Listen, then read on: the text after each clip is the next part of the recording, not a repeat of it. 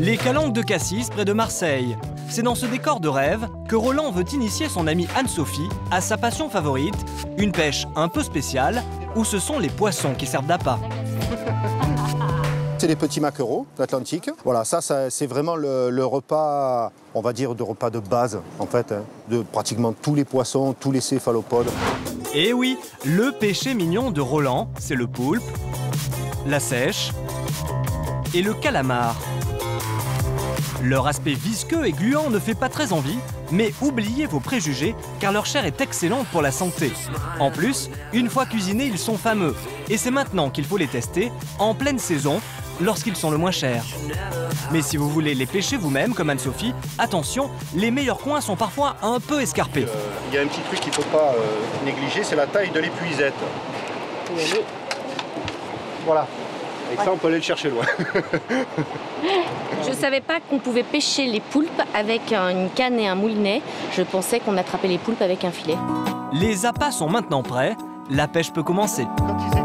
Je suis sûre que je vais avoir la chance du débutant. C'est la première fois que je pêche le poulpe. Je le sens bien. Mais à minuit passé, toujours rien. Pourtant, Roland est formel, c'est bien à la nuit tombée que le poulpe sort chasser. C'est là où on fait notre pêche. Bon, voilà. Donc ça veut dire que incessamment sous peu, le poulpe va sortir de son trou. Heureusement pour les amateurs, il existe d'autres moyens de se procurer des céphalopodes. Lionel est restaurateur à Marseille et tous les matins, il se rend à la criée pour acheter les poulpes, les calamars ou les sèches qui ont fait la réputation de son établissement. Bon, là t'as les belles sèches là, elles sont superbes là. Ça c'est magnifique.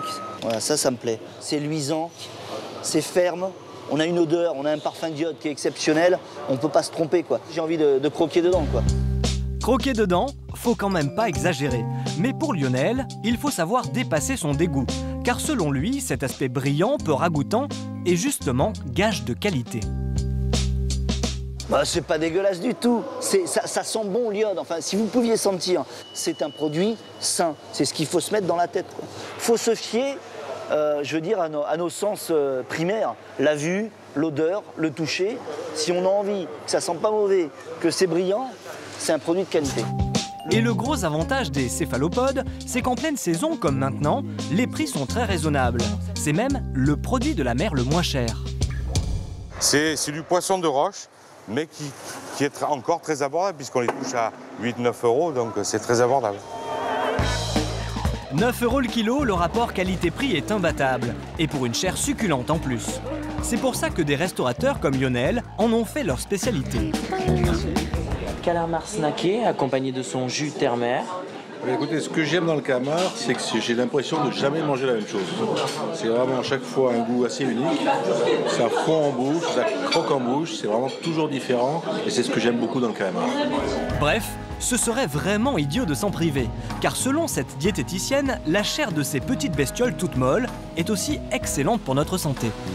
Les céphalopodes ont quasiment que des qualités nutritionnelles, donc un faible apport calorique du fait d'un faible apport au niveau des lipides, au niveau des graisses, un bon nombre de protéines donc, qui égalent facilement une bonne viande rouge, beaucoup d'oligo-éléments et de vitamines. Donc il faut y adjoindre une crudité, une salade, une petite portion de féculents, ça vous fait vraiment un repas complet. Un repas complet, c'est bien, mais les céphalopodes sont-ils faciles à cuisiner? Pour Lionel, la réponse est oui. Il va d'ailleurs le prouver à ses amis Delphine et Natacha, qui n'en ont jamais préparé. Donc voici le laboratoire. C'est une cuisine? Ouais, c'est ça. Alors ça, ce sont des encornets, des calamars. Lionel va leur apprendre à préparer un calamar snacké.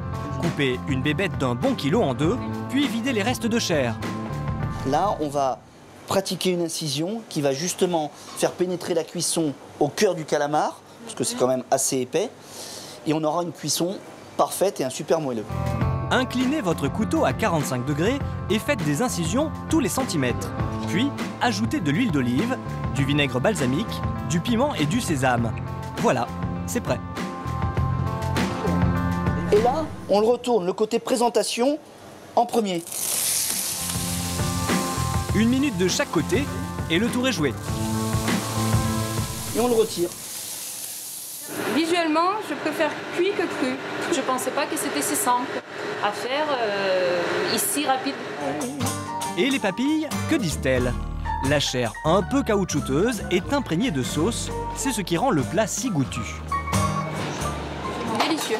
C'est l'aspect en fait qui fait peur, mais au goût c'est très très bon. Autre idée de recette originale, le calamar et son tartare de bœuf. Coupez une pièce de bœuf, rajoutez des amandes, des herbes, une échalote et fourrez l'encornet avec ce mélange, puis faites revenir le tout 1 minute à peine. Je pense que c'est le goût qui va me surprendre. Parce que c'est vrai que j'aurais pas forcément associé de la viande avec du poisson. Donc maintenant, il faut déguster. Hein. On va? Allez, Tine.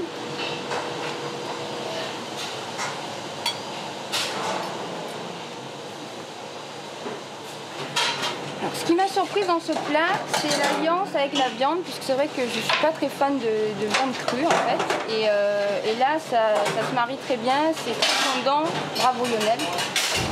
De son côté, Anne-Sophie est finalement revenue bredouille de sa nuit de pêche. Mais elle ne s'est pas démontée.